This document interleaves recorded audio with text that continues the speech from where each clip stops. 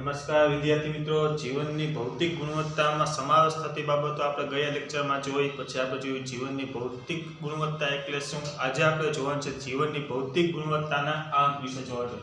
તો જીવનની ભૌતિક ગુણવત્તા આંક વિશે ચર્ચા કરીએ તો રાષ્ટ્રીય આવક અને માથાદીઠ આવક એ માત્ર આર્થિક વિકાસના નિર્દેશકો નથી.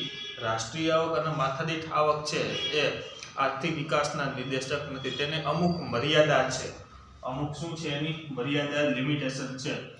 શું કામ તો કે અમુક વ્યક્તિના હાથમાં આવક છે એ કેન્દ્રિત થાય છે. અમુક વ્યક્તિના હાથમાં આવક કેન્દ્રિત થાય છે. તે વિકાસ નથી. દેશનો વિકાસ એવો હોવો જોઈએ જે ગરીબીને જીવન ધોરણ ઊંચું લાવે. વિકાસ એવો હોવો જોઈએ જે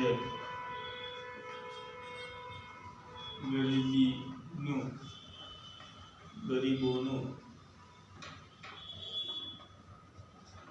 જીવન ધોરણ ઊંચું લાવે. તો વિકાસ કેવો હોવો જોઈએ તો દેશની ગરીબી છે એ ઘટાડે એવો જીવન ધોરણ હોવું જોઈએ.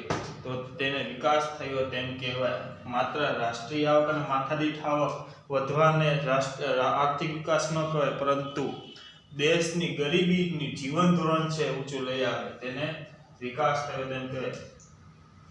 જે ઉપકક્ષાના જે વ્યક્તિ, જે લોકો સક્ષમ હોય વસ્તુ ખરીદવા માટે, એનું જીવન ધોરણ ઊંચું લાવવાથી વિકાસ થયો તેમ ન કહેવાય. પરંતુ જેને જરૂરિયાત, વસ્તુની જરૂરિયાત છે અને વસ્તુ મળતી નથી, એ વ્યક્તિની જો વસ્તુ સંતોષાય તો એને કહેવાય વિકાસ.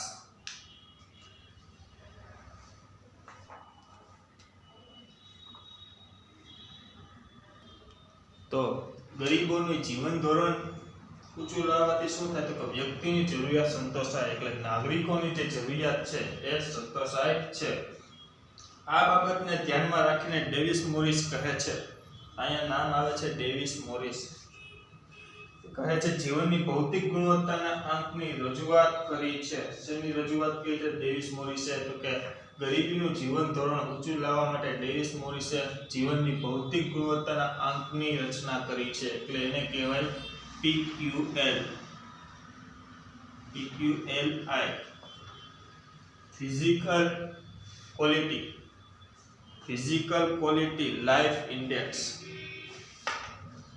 PQLI, physical quality of index, life index.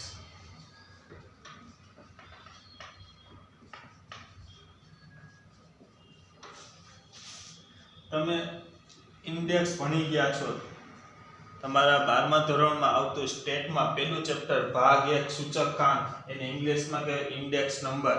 એટલે ઇન્ડેક્સ તમે ભણી ગયા છો. એટલે PQLI એટલે physical quality of life index. તો ઇન્ડેક્સ છે શું સૂચવે છે તો કે જીવનની ભૌતિક ગુણવત્તાનો આંક સૂચવે છે. આ આંકમાં માનવ જીવનની ભૌતિક ગુણવત્તામાં સુધારાને આર્થિક વિકાસ ગણવામાં આવે છે. કોને આર્થિક વિકાસ ગણવામાં? માનવના જીવન ધોરણ, માનવનું જે જીવન છે એમાં ભૌતિક ગુણવત્તામાં સુધારો ને આર્થિક વિકાસ કહેવાય છે. માનવ જીવન ભૌતિક ગુણવત્તામાં સુધારાને આર્થિક વિકાસ ગણવામાં આવે છે. આર્થિક વિકાસ ગણવામાં આવે છે. તો માનવ જીવનની ભૌતિક ગુણવત્તામાં સુધારને આર્થિક વિકાસ ગણવામાં આવે છે. તો માનવીની જીવનમાં ભૌતિક ગુણવત્તામાં સુધારો આવે છે. વ્યક્તિને જરૂરિયાત છે વસ્તુની જરૂરિયાત સંતોષે અને ગરીબીનું જીવન ધોરણ છે એ કેવું આવે તો કે ઊંચું આવે, એને કહેવાય વિકાસ. તો માનવ જીવનના ભૌતિક ગુણવત્તામાં સુધારાને આર્થિક વિકાસ ગણવામાં આવ્યો છે.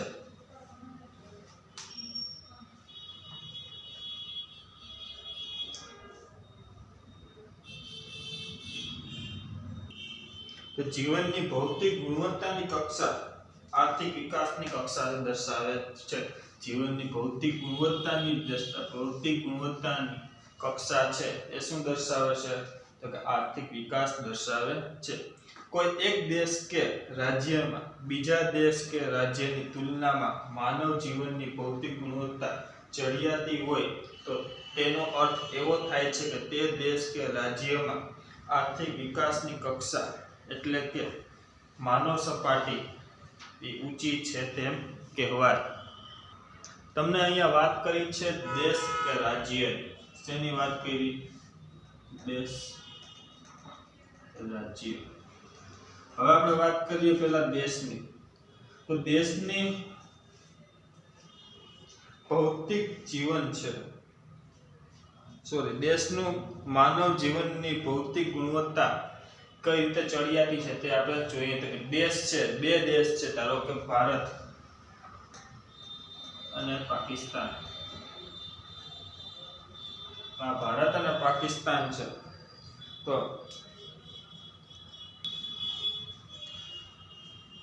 તો માનવ જીવનની ભૌતિક ગુણવત્તા ભારતની છે એ વધારે છે અને પાકિસ્તાનની છે એ ઓછી છે. તો અહીંયા દેશની તુલના કરી છે. શેની તુલના કરી? તો કે બે દેશની તુલના, ભારત અને પાકિસ્તાન. ભારત અને પાકિસ્તાનની તુલના કરીએ તો ભૌતિક ગુણવત્તા ક્યાં વધારે? તો ભારતમાં વધારે છે અને પાકિસ્તાનમાં ભૌતિક ગુણવત્તા કેવી છે? તો ઓછી. તો ભારત છે એ ઊંચી કક્ષાએ, ઊંચી સપાટીએ આર્થિક વિકાસ કર્યો છે તેમ કહેવાય. તેની સપાટી કેવી છે? તો કે આર્થિક વિકાસની સપાટી ઊંચી છે તેમ કહેવાય. પછી છે વાત કરીએ રાજ્યની. તો રાજ્યની વાત કરીએ તો આપણે ગુજરાત સામે લઈએ બિહાર.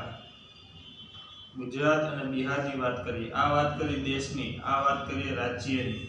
તો ગુજરાત અને બિહાર. ગુજરાતની છે એ ભૌતિક ગુણવત્તા વધારે હોય અને બિહારની ભૌતિક ગુણવત્તા કેવી હોય? ઓછી હોય. તો વિકાસ ક્યાં થઈ રહ્યો છે? ગુજરાતમાં વિકાસ થઈ રહ્યો છે તેમ ગણાય. તેની કક્ષા છે ઊંચી ગણાય. આર્થિક વિકાસની કક્ષા ઊંચી ગણાય. ભૌતિક જીવનની ગુણવત્તા માપવા માટે 3 ધોરણો દર્શાવવામાં આવે છે. કેટલા ધોરણો દર્શાવે? 3 ધોરણો. જીવનની ભૌતિક ગુણવત્તામાં 3 ધોરણો દર્શાવવામાં આવે છે. પહેલું છે શિક્ષણનું પ્રમાણ. બીજું છે અપેક્ષિત આયુષ્ય અને ત્રીજું છે બાળ મૃત્યુ દર. તો આ 3 વિશે ડિટેલમાં ચર્ચા કરીએ. પહેલું છે શિક્ષણ પ્રમાણ એટલે સાક્ષરતાનું પ્રમાણ.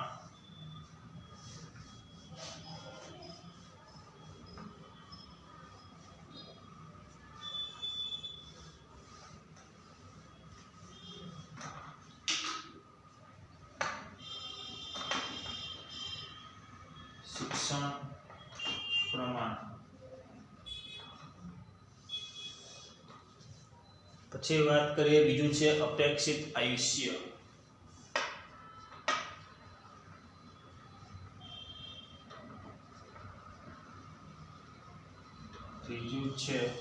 બીજું છે અપેક્ષિત આયુષ્ય અને ત્રીજું છે બાળ મૃત્યુ દર.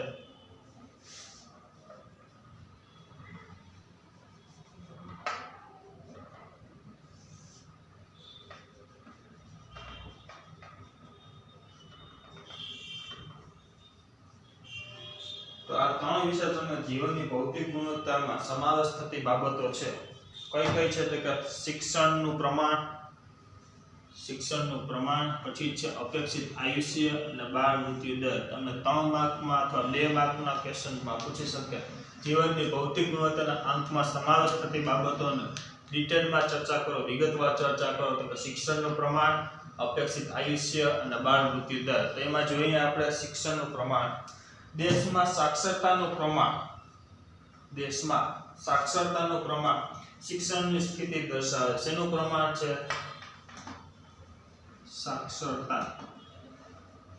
સાક્ષરતાનું પ્રમાણ. એ શિક્ષણની સ્થિતિ દર્શાવે છે. શેની સ્થિતિ દર્શાવે? સાક્ષરતાનું પ્રમાણ શિક્ષણની સ્થિતિ દર્શાવે છે. દેશમાં શિક્ષણ મેળવેલી વસ્તીની ટકાવારી આધારે શિક્ષણનું પ્રમાણ જાણી શકાય છે. દેશમાં શિક્ષણ મેળવેલી વસ્તીની ટકાવારીને આધારે શિક્ષણનું પ્રમાણ જાણી શકાય છે.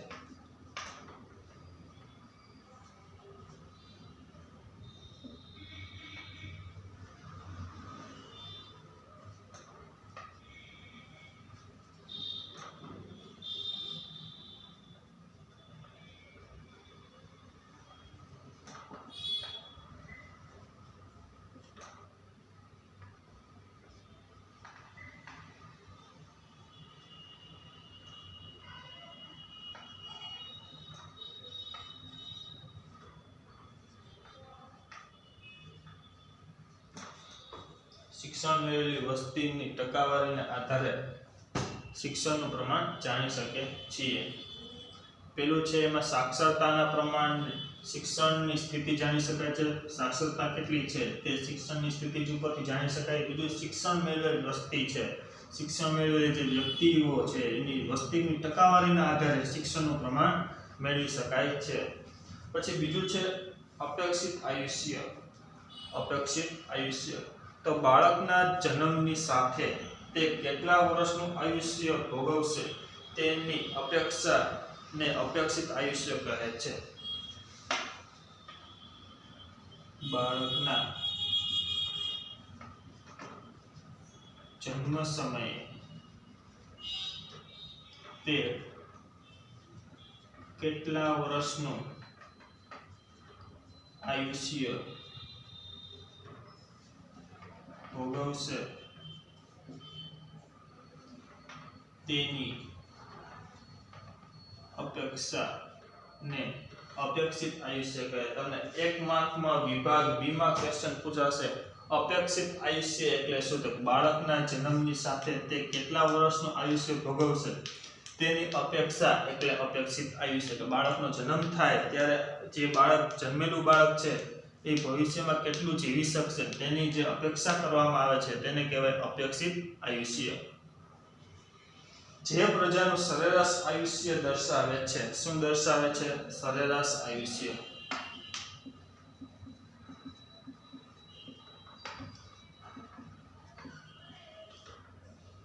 ટેકનોલોજીના આવવાના કારણે ભારતમાં અપેક્ષિત આયુષ્યનું પ્રમાણ છે એ સરેરાશ આયુષ્યનું પ્રમાણ છે એ વધ્યું છે.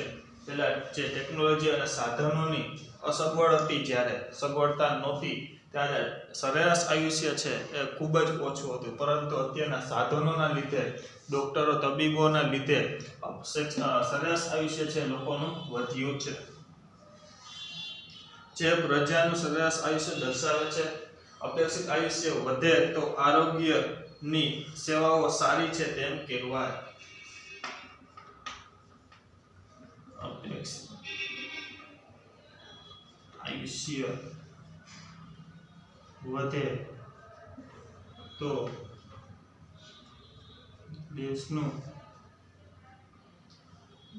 આરોગ્ય સેવા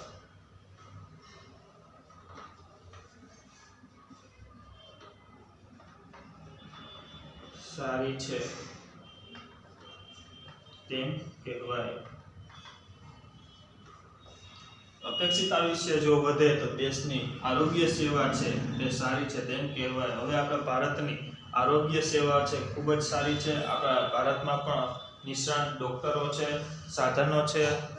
આ બધા સાધનોના કારણે ભારતનું અપેક્ષિત આયુષ્ય વધારે છે. પછી છે બાળ મૃત્યુ દર. બાળ મૃત્યુ દર છે એ ટકાવારી 1000 જન્મેલા બાળકોના આધારે નીકળે છે. બાળ મૃત્યુની ટકાવારી 1000 જન્મેલા બાળકોના આધારે નીકળે છે. જીવતા જન્મેલા દર 1000 બાળકો એ જીવતા જન્મેલા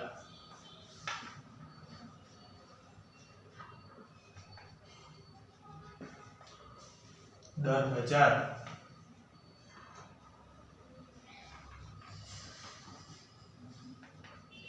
બાળકોએ 1 વર્ષનું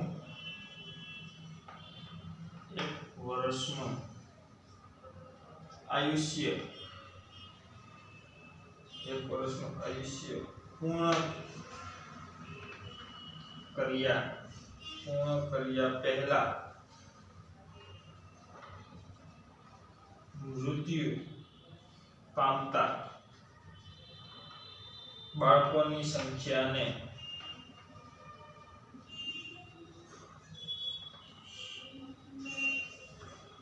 બાળ મૃત્યુ દર કહે છે. તો તમને આ પણ 1 માર્કમાં પૂછાશે. બાળ મૃત્યુ દર એટલે શું? આ 1 માર્કમાં અને આ પણ 1 માર્કમાં, બે વસ્તુ 1 માર્કમાં પૂછાશે. બાળ મૃત્યુ દર એટલે શું? જીવતા જન્મેલા દર 1000 બાળકોએ 1000 બાળકો 1 વર્ષનું આયુષ્ય પૂર્ણ કર્યા બાદ, 1 વર્ષનું આયુષ્ય પૂર્ણ કર્યા પહેલા મૃત્યુ પામે. જો 1 વર્ષનું આયુષ્ય પૂરું કર્યા પહેલા મૃત્યુ પામે, તો બાળક જન્મે ત્યાંથી 1 વર્ષ પહેલા મૃત્યુ પામે તેને બાળ મૃત્યુ દર કહે છે. તો સંખ્યા કેટલી યાદ રાખવાની? તો 1000.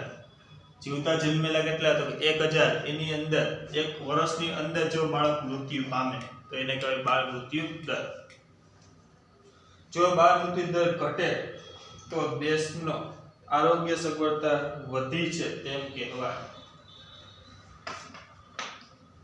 બાળ મૃત્યુ દર નું પ્રમાણ ઘટે તો આરોગ્ય સેવા વધી છે તેમ કહેવાય. તો આ પણ દેશને બાળ મૃત્યુ દર પણ દેશ માટે અત્યારના ખૂબ મહત્વનો છે. બાળ મૃત્યુ દર પણ અત્યારના પહેલાના કમ્પેર કરતા, પહેલાની સરખામણી કરતા અત્યારના બાળ મૃત્યુ દર ખૂબ જ ઓછો છે. તો બાળ મૃત્યુનું પ્રમાણ જ્યાં ઓછું હોય ત્યાં આરોગ્યની સેવા વધુ સારી છે અથવા વધુ સારી રીતે કામગીરી બજાવે છે તેમ કહેવાય. તો આ થઈ તમારે 3 વસ્તુ જીવનની ભૌતિક ગુણવત્તામાં સમાવેશ થતી બાબતો. તો નીચે તમને એક વસ્તુ કીધી છે,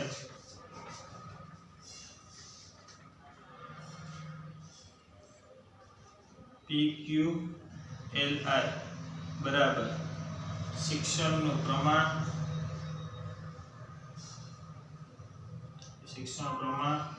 પ્લસ બીજું છે તમને અહીં આપ્યું છે અપેક્ષિત આયુષ્ય,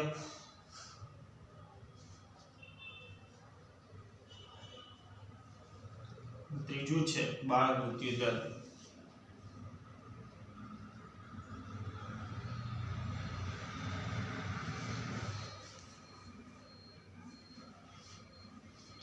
તો PQLI એટલે જીવનની ભૌતિક ગુણવત્તાનો આંક બરાબર શું? તો કે શિક્ષણનું પ્રમાણ, અપેક્ષિત આયુષ્યનો આંક અને બાળ મૃત્યુ દરનો આંક એટલે કે જીવનની ભૌતિક ગુણવત્તાનો આંક. જીવનની ભૌતિક ગુણવત્તાનો આંક કઈ રીતે મળે? તો કે શિક્ષણનું પ્રમાણ પ્લસ કરવાનું અપેક્ષિત આયુષ્યનું પ્રમાણ, એટલે આના જે દર આવી પ્લસ અપેક્ષિત આયુષ્યના જે દર આવી, ટકાવારી જે આવી પ્લસ બાળ મૃત્યુ દરનો જે ટકાવારી, એ ત્રણેયનો સરવાળો કરો તો શું મળે? જીવનની ભૌતિક ગુણવત્તાનો આંક મળે. PQLI શિક્ષણનું પ્રમાણ પ્લસ અપેક્ષિત આયુષ્ય પ્લસ બાળ મૃત્યુ દર.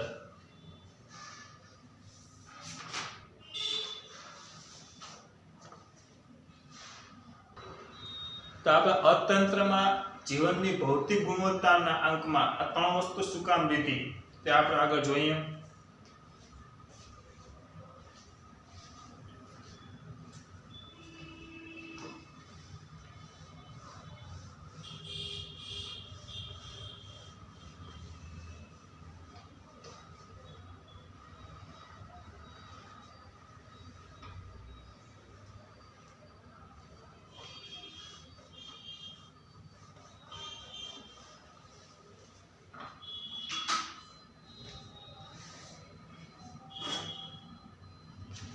શું કામ આપણે શિક્ષણનું પ્રમાણ, અપેક્ષિત આયુષ્ય અને બાળ મૃત્યુ દર લીધા?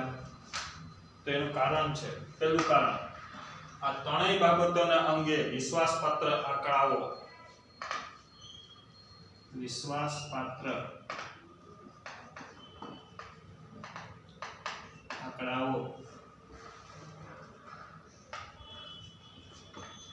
દરેક દેશમાં મેળવી શકાય. શિક્ષણ છે, અપેક્ષિત આયુષ્ય છે અને બાળ મૃત્યુ દર, આ ત્રણેયનું પ્રમાણ આપણે આરામથી તેના આંકડા મેળવી શકીએ છીએ. ત્રણેય વસ્તુ છે એ વિશ્વાસપાત્ર છે. તો કઈ રીતે ત્રણેય વસ્તુઓ આપને આંકડા તમને મળી શકે છે ઝડપથી? તો કે પેલું છે શિક્ષણનું પ્રમાણ. તો વ્યક્તિ જ્યારે અભ્યાસ કરવા જાય ત્યારે એની નોંધણી થાય છે, તો શિક્ષણનું પ્રમાણ પણ તેમાંથી મળી રહે. પછી છે અપેક્ષિત આયુષ્ય. તો બાળકનો જ્યારે જન્મ થાય ત્યારે અપેક્ષિત આયુષ્યના પણ આંકડા મળી શકે. અને પછી છે બાળ મૃત્યુ દર. તો બાળ મૃત્યુ દરનું પણ જે આંક છે એ તમને સહેલાઈથી મળી શકે છે. તો આ બધા આંકડા છે કેવા હોય છે? તો વિશ્વાસપાત્ર હોય છે. પછી બીજું છે આ ત્રણેય નિર્દેશકો એટલે પરિબળો પ્રયત્ન નહીં પરંતુ પરિણામ છે.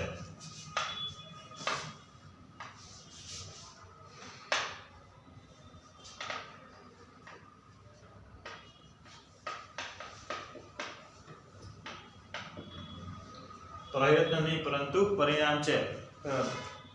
શિક્ષણનું પ્રમાણ, અપેક્ષિત આયુષ્ય અને બાળ મૃત્યુ દર એમાં સુધારો કરવાથી આપણે ચોક્કસ પરિણામ મળે છે. આ ત્રણેય વસ્તુ ઊંચું આવવાથી જીવનની ભૌતિક ગુણવત્તામાં પરિણામ, સારું એવું પરિણામ મળે છે. એટલે કે પ્રયત્ન નથી પરંતુ શું છે એ પરિણામ છે. એમાં ડાયરેક્ટ તમને શું મળે તો કે રિઝલ્ટ, પરિણામ મળે છે.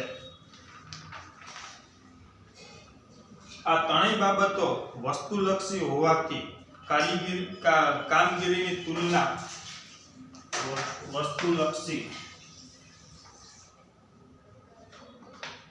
હોવાથી કામગીરીની તુલના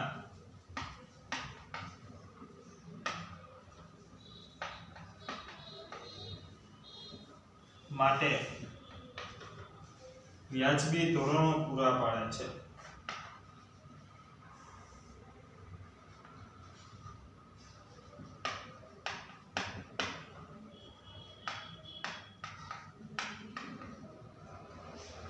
તો વસ્તુલક્ષી હોવાથી કામગીરીની તુલનાઓ માટે વ્યાજબી ધોરણો પૂરા પાડે છે. તો આ ત્રણ બાબતના લીધે આપણે શિક્ષણ પ્રમાણ, અપેક્ષિત આયુષ્ય અને બાળ મૃત્યુ દરને ધ્યાનમાં લીધું છે. પેલું કારણ છે વિશ્વસનીય પાત્ર છે એ આંકડાઓ દરેક દેશમાં મેળવી શકાય છે. પછી છે પ્રયત્ન નહીં પરંતુ શું છે તે પરિણામ છે. વસ્તુલક્ષી હોવાથી કામગીરીની તુલના માટે વ્યાજબી ધોરણો પૂરા પાડે છે. પછી વાત કરીએ શિક્ષણ. તો જીવનની ભૌતિક ગુણવત્તાનો મહત્વનો માપદંડ છે. શિક્ષણ છે તે જીવનની ભૌતિક ગુણવત્તાનો મહત્વનો માપદંડ છે. તો શિક્ષણ છે એ પણ ભારત માટે અથવા દેશ માટે, કોઈ પણ દેશ માટે શિક્ષણ છે મહત્વનું. જો વ્યક્તિ શિક્ષિત હશે તો પોતાના દેશ પ્રત્યેની કર્તવ્ય, એની ફરજ છે એ સમજી શકશે કે શિક્ષણ છે એ ખૂબ જ મહત્વનું છે. શિક્ષણ વધવાથી દેશનો આર્થિક વિકાસ છે તે પણ ખૂબ વધે છે. જીવનની ભૌતિક ગુણવત્તાનો મહત્વનો માપદંડ છે શિક્ષણનો વધારો, વ્યક્તિના કલ્યાણનો વધારો છે. શેનો વધારો? વ્યક્તિના કલ્યાણનો વધારો છે. વ્યક્તિની કુશળતા અને દેશના વિકાસની આવશ્યક બાબત છે. વ્યક્તિની કુશળતા અને દેશના વિકાસ માટેની આવશ્યક બાબત છે. જો વ્યક્તિ શિક્ષિત હશે તો દેશનો વિકાસ પણ ઝડપી થશે. વ્યક્તિ શિક્ષિત હશે તો તેની પ્રજા, જે દેશનું શિક્ષણ છે એ શિક્ષિત હશે તેની પ્રજા પણ શિક્ષિત હશે. પ્રજા શિક્ષિત, સાક્ષરતાનો દર કેવો હશે? ઊંચો હશે. અને દેશનો વિકાસ પણ કેવો હશે? વધારે હશે. કારણ કે ત્યાં સમજુ અને શિક્ષિત વર્ગ છે એટલે પોતાના દેશ પ્રત્યેની કર્તવ્ય છે, પોતાની ફરજ છે એ સારી રીતે નિભાવી શકશે. જોઈએ આપણે અપેક્ષિત આયુષ્ય.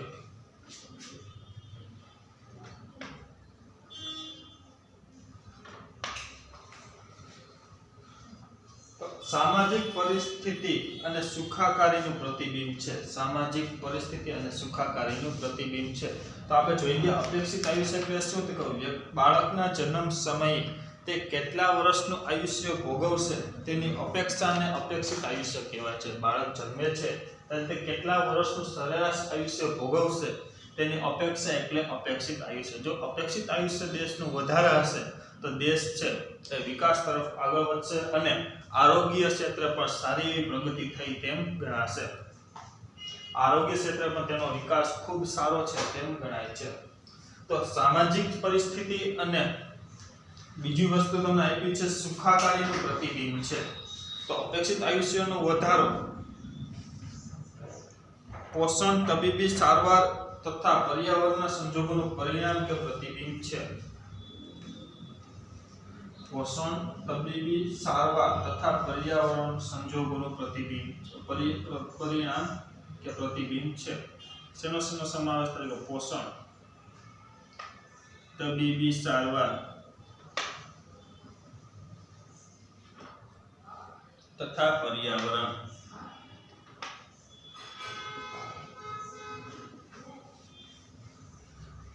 આ ત્રણેય વસ્તુ છે અપેક્ષિત આયુષ્યને અસર કરે છે. તો કઈ કઈ? તો પેલું છે પોષણ.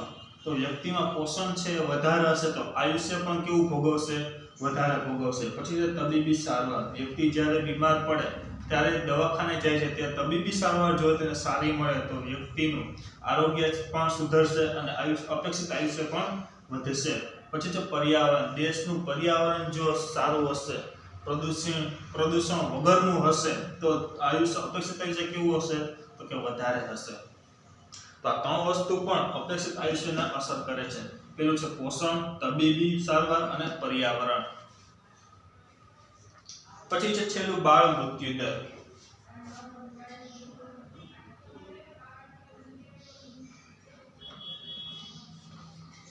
સામાજિક પરિસ્થિતિ અને સુખાકારીનું પ્રતિબિંબ છે.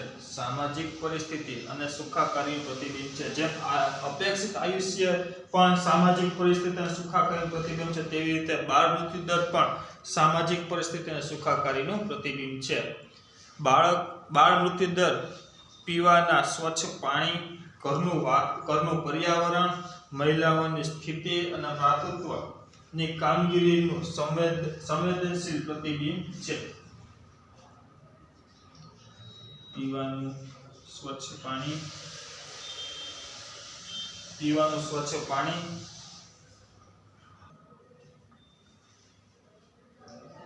પછી છે ઘરનું વાતાવરણ, ઘરનું પર્યાવરણ,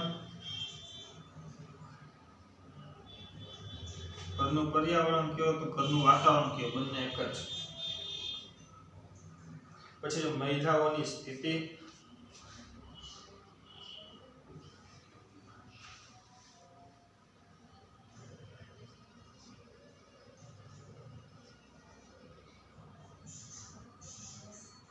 માતૃત્વ ની કામગીરી,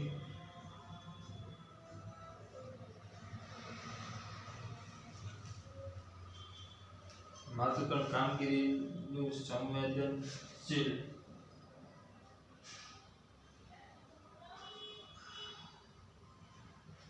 પ્રતિબિંબ છે. તો કઈ કઈ વસ્તુનો સમાવેશ થાય છે? પીવાનું સ્વચ્છ પાણી, ઘરનું પર્યાવરણ, મહિલાઓની સ્થિતિ, માતૃત્વની કામગીરીનું સંવેદનશીલ પ્રતિબિંબ છે. તો આ બધી વસ્તુના કારણે બાળ મૃત્યુદરનું પ્રમાણ કેવું થાય છે? તો કે ઘટે છે. તો આ તો તમારા ત્રણ વસ્તુ: શિક્ષણ, અપેક્ષિત આયુષ્ય, બાળ મૃત્યુદર, તે જીવનની ભૌતિક ગુણવત્તામાં સમાવેશ થતી બાબતો છે.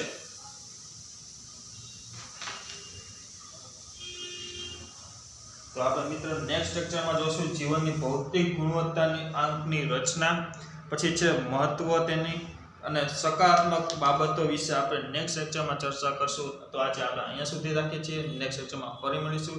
ત્યાં સુધી જય હિન્દ, જય ભારત.